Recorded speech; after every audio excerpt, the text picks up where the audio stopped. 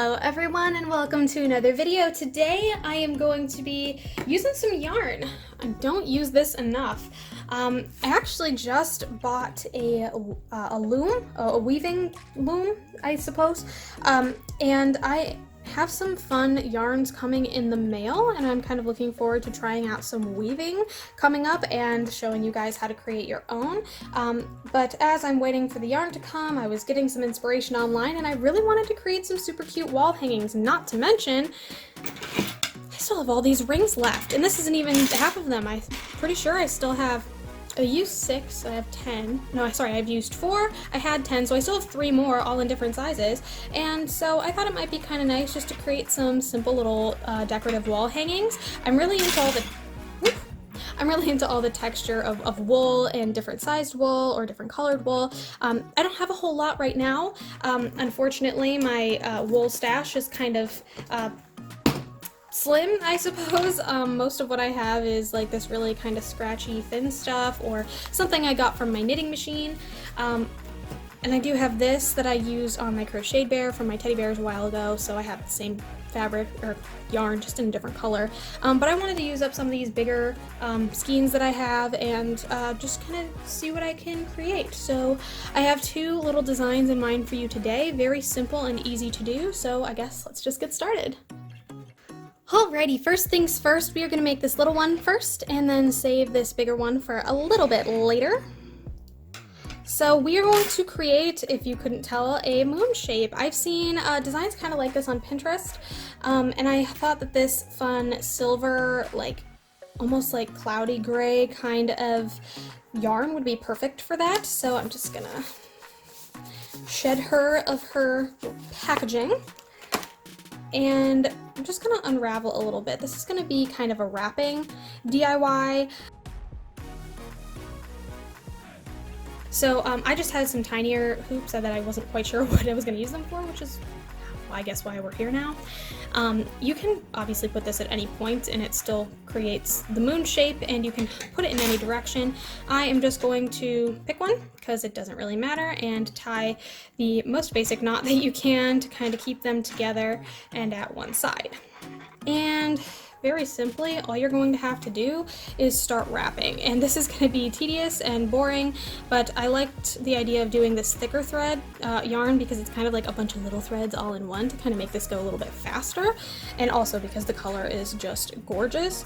And you're basically just going to keep wrapping all the way around until you reach back at the beginning.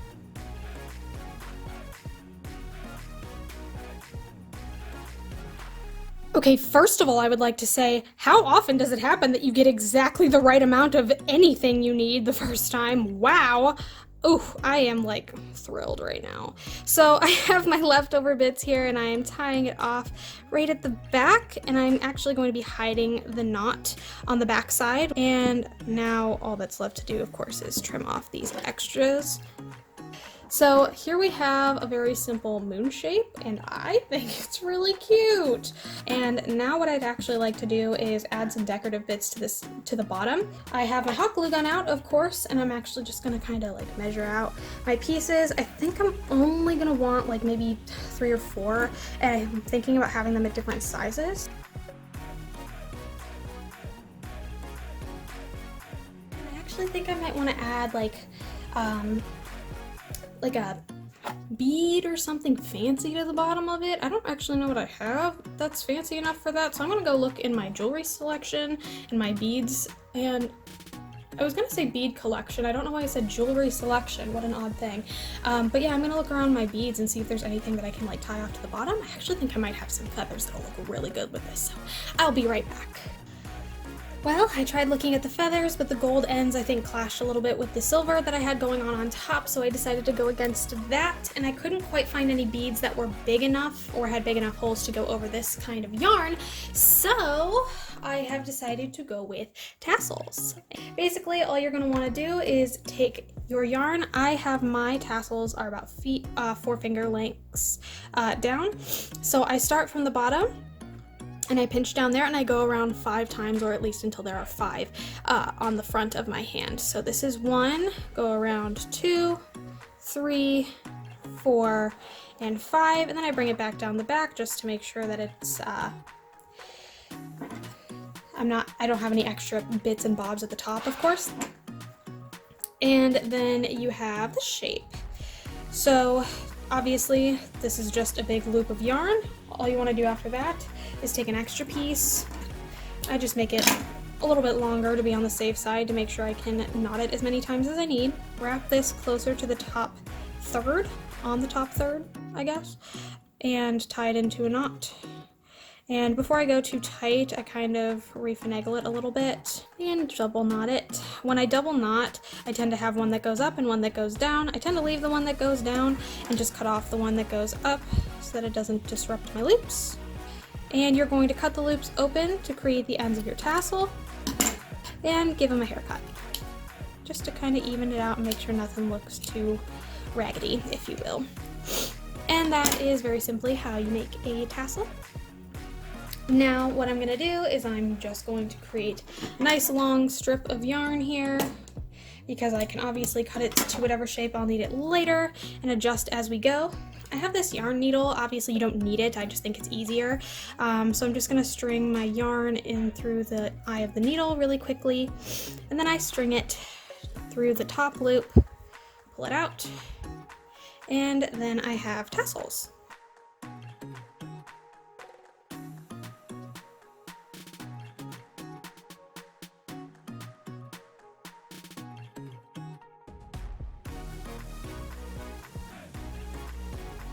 And there we have it, first one, nicely done. All right, time for number 2.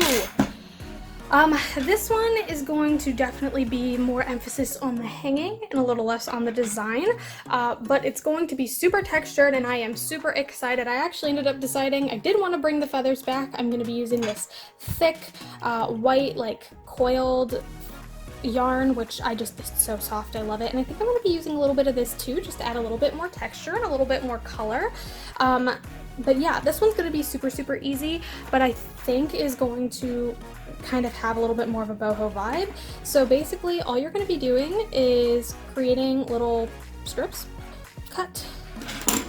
Then what you're going to want to do is fold it in half so it looks like that. And I'm going to go down here. There's actually a seam on these hoops, so I'm going to use that and cover it a little bit.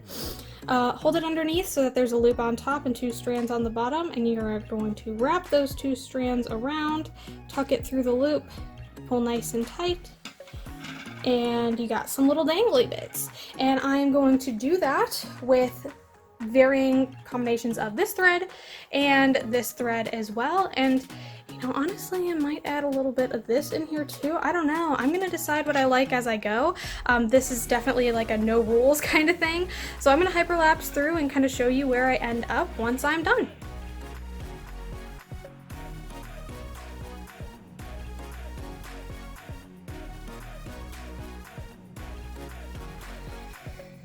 All right, I strung everything up in a pattern. I actually really liked these colors together. I added it in the pink just so I could kind of tie in a little bit of the pink that's going to be on the feathers. I would like for this to be a little bit more condensed, so I think I'm going to add a couple of dots of hot glue on either side just to kind of keep it nice and smooshed.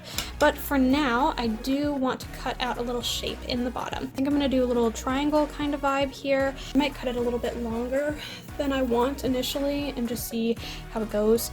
But yeah, I'll cut, glue, and then of course I'm gonna have to add this right on the top to hold it.